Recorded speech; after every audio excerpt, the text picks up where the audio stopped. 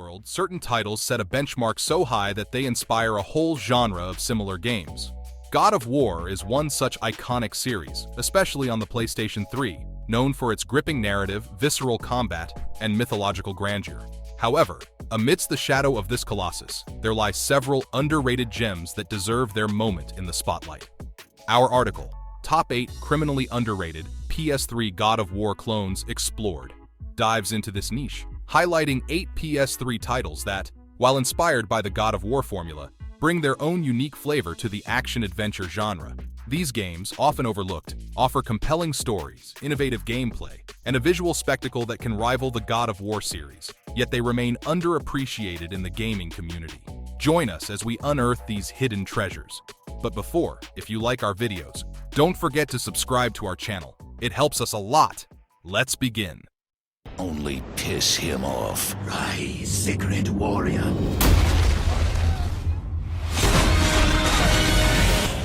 Marlow, Briggs, and the Mask of Death. It is an action-packed game that brings a fresh and humorous take to the hack-and-slash genre. The game's protagonist, Marlow Briggs, is a cliched action hero, complete with cheesy one-liners and over-the-top bravado. Don't you worry. You won't be alive much longer. The game is self-aware of its unoriginality, poking fun at video game tropes and its own predictable plot. Despite this, it stands out for its fast-paced gameplay and engaging combat mechanics, making it enjoyable on its own merits. The game begins with a typical action game setup, featuring a villain, a damsel in distress, and a resurrected hero. The plot is simple, focusing on defeating the antagonist and rescuing the girlfriend, but the game's appeal lies in its non-stop action and humorous dialogue.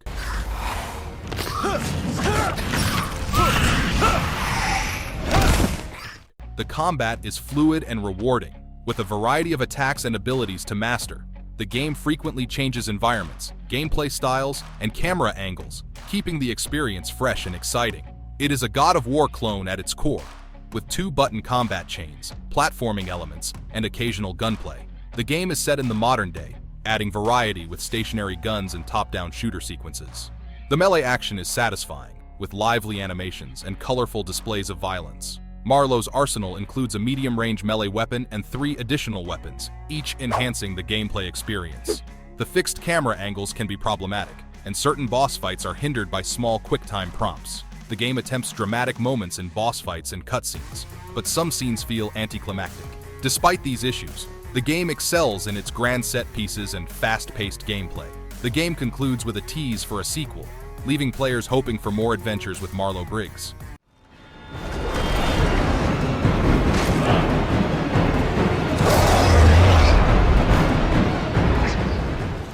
Dante's Inferno. It is a bold and imaginative adaptation of the classic literary work, bringing a unique and thrilling experience to the action-adventure genre. The game is lauded for its stunning visual portrayal of hell, with each circle offering a distinct and memorable artistic interpretation that captivates players. The narrative, while taking creative liberties, weaves an engaging story of love and redemption, driven by Dante's quest to save Beatrice. Combat is a key component, with Dante using his scythe and the power of the cross to battle demons, earning souls from defeated enemies. The game's combat system, while deep, is marred by the fact that most enemies can be eliminated with simple button presses, reducing the need for complex attack sequences. The holy and unholy meter adds a twist to Soul Collection, allowing players to customize Dante's skills. The game's mature content, including scenes of torture and nudity, pushes the mature rating to its limits. Some elements, like monsters with human genitalia, seem included for shock value. The platforming and puzzle-solving aspects are generally well designed, except for a misplaced puzzle in the gluttony level. Visually, Dante's Inferno stands out with its depiction of hell, but many levels have a repetitive color palette. The fixed camera and seamless streaming of the game are impressive, as is the ambient sound and orchestral soundtrack. The voice acting is top-notch, bringing the characters and their emotional journeys to life. Beatrice! I have to go with him, my love. I gave my word. The game's challenging boss battles and puzzles provide a rewarding experience for players seeking both action and strategy. It's a game that not only entertains but also leaves a lasting impression with its unique take on a classic tale.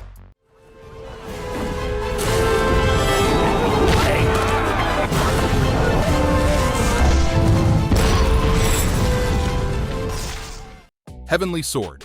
First off, we need to acknowledge that this game is a visually stunning action game that immediately captures attention with its martial arts-inspired combat and impressive presentation. The game's narrative, centered around the fiery protagonist Nariko, unfolds in a dramatic fashion, supported by fantastic voice acting and stellar motion capture performances. We may need you to play Twin Twang. Yes, Nariko. We'll find a place to hide. The characters display a wide range of emotions, which is pretty outstanding for the time it was released. The game's combat system is its core strength, featuring 3 different stances: ranged, power, and speed, each with its own set of moves. This system allows for a variety of visually impressive and tactically useful attack maneuvers. The ranged attack, for example, is effective against weaker enemies, while the power stance is better suited for heavier attacks. This versatility in combat styles keeps players engaged and encourages them to adapt their tactics during battles. One notable issue with the combat mechanics is the absence of a dedicated block button. Boss battles are a highlight, featuring classic pattern-based attacks that require players to devise and employ specific strategies.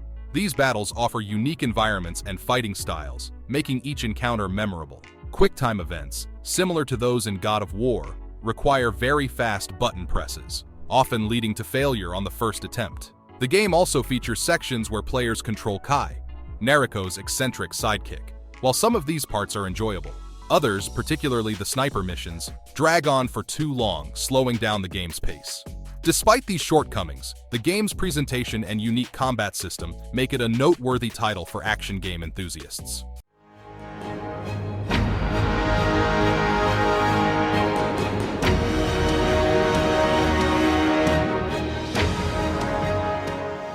Castlevania, Lords of Shadow.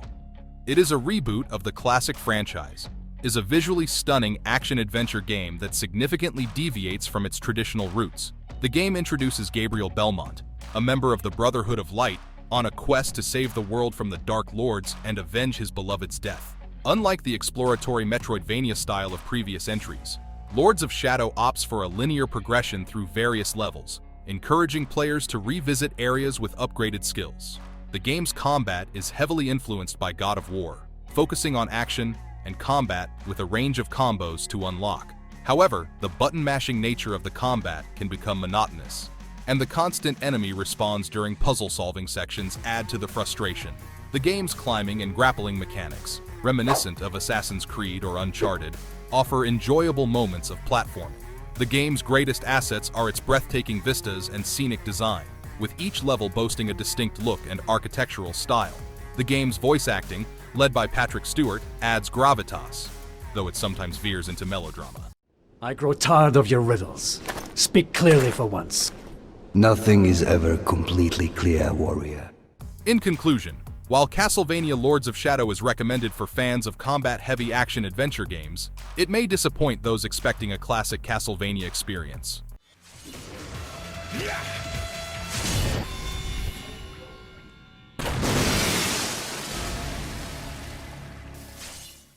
X-Men Origins Wolverine. It is a game that stands out for its intense action and over-the-top gore, making it a cut above other movie tie-ins. The game allows players to experience the full extent of Wolverine's indestructible, razor-sharp claws with decapitations, eviscerations, and mutilations drenching the screen in blood. Players take on the role of the titular Marvel mutant, following a storyline that mimics and expands on events in the movie. Combat is a key focus, with Wolverine's claws being the primary weapon. The game features light and heavy attacks that can be strung together for various combos, which become more intricate as players unlock new abilities. As Wolverine gains levels, new combos and fury attacks open up, adding a basic character customization element. The game forces players to change tactics, sending a wide variety of enemy types that require different attacks and combos to dispatch. The game takes Wolverine through diverse environments, from the jungles of Africa to the interior of a massive casino, facing increasingly aggressive and dangerous enemies. Players have to solve environmental puzzles and go up against several guest boss villains from the Marvel Universe. Hugh Jackman's voice acting as Wolverine is a highlight, but other environmental effects are inconsistent. X-Men Origins. Wolverine remains a solid game that takes Wolverine's abilities seriously, offering brutal and fun gameplay. You will be executed. Beware my power! Green Lantern Rise of the Manhunters.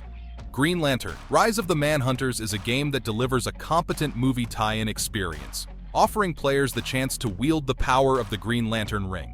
The game's story piggybacks off the movie, featuring Ryan Reynolds' voice and likeness, and tells a side story involving the original protectors of the galaxy, the Manhunters. Yeah, but I'm thinking, why'd they send such a small force to invade all of Oa? Unless this attack was just a diversion.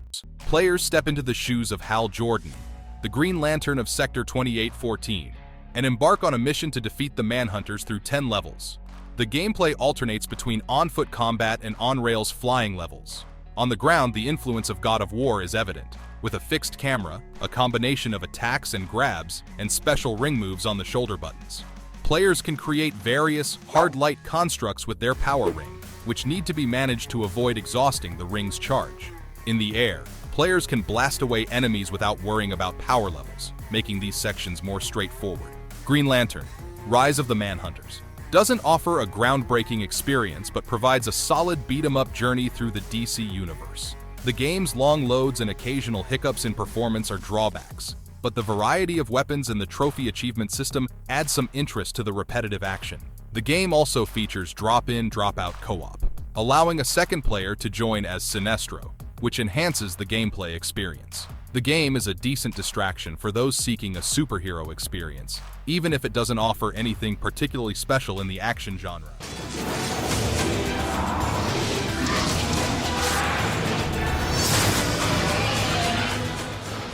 Conan, based on Robert E. Howard's iconic adventurer, offers a viscerally satisfying adventure, albeit derivative in nature. The game doesn't quite reach the grandeur of God of War, but its graphic carnage still packs a real punch. The story begins with Conan, voiced by Ron Perlman, embarking on an adventure battling specters while searching for a gem. Instead, he accidentally frees a dark sorcerer named Graven, setting off a chain of events that lead him on a quest for revenge and recovery of his armor. The game's combat is a central focus, with Conan employing a light and strong attack that can be combined into various combos, often culminating in graphic dismemberments or disembowelings. Players can adapt Conan's fighting style by equipping different weapons, each changing his combat approach. The game's challenge lies in the enemy's ability to block attacks and the combination of foes faced, requiring strategic combat decisions. Conan's journey to regain his armor involves a series of bloody boss fights, granting him magical powers. These powers, such as turning enemies to stone or summoning a rain of fire, are used sparingly, adding a strategic element to combat. The game's combat is satisfyingly barbaric, with Conan's actions reflecting his brute force and primal nature.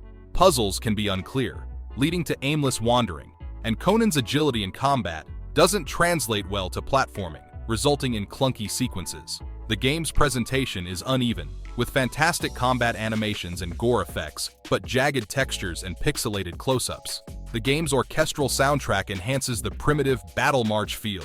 While the game is relatively short, lasting around 6 hours, it's a guilty pleasure that fans of action and gore will appreciate. Pain. There's a lot more of it to come.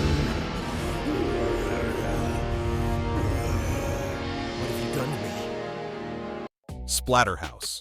It is a revival of the cult classic horror-themed beat-em-up series, known for its intense and gory gameplay. The game follows the protagonist, Rick, who after being left for dead, is resurrected by the Terror Mask to save his girlfriend, Jennifer, from the clutches of the evil Dr. West. The game's combat is its standout feature, offering a visceral and satisfying experience. Players can pummel enemies using a combination of fists, weapons like 2-4s and meat cleavers, and brutal finishing moves called splatter kills. These finishing moves are particularly satisfying, allowing players to rip off limbs or tear bodies in half.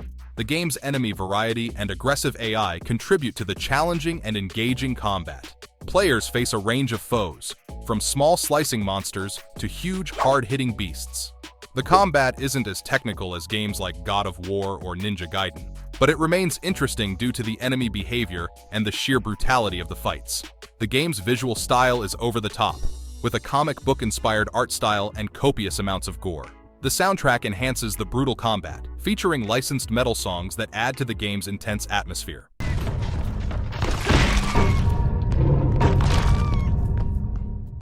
The voice acting, particularly of the Terror Mask, adds a layer of dark humor to the game. Who am I? Let's just say I'm God. You're God. At least the only God that's listening right now. The platforming elements, inspired by games like Uncharted, are poorly executed, often leading to frustrating deaths due to unclear cues and imprecise controls. It's a game that successfully revives the spirit of the original series, offering a modern and brutal take on the beat-em-up genre. This brings us to the end of today's episode. Subscribe to us if enjoyed watching our video. Thanks. Oh, quit whining. Did I say it was gonna be fun? You're gonna have to learn to love the pain. There's a lot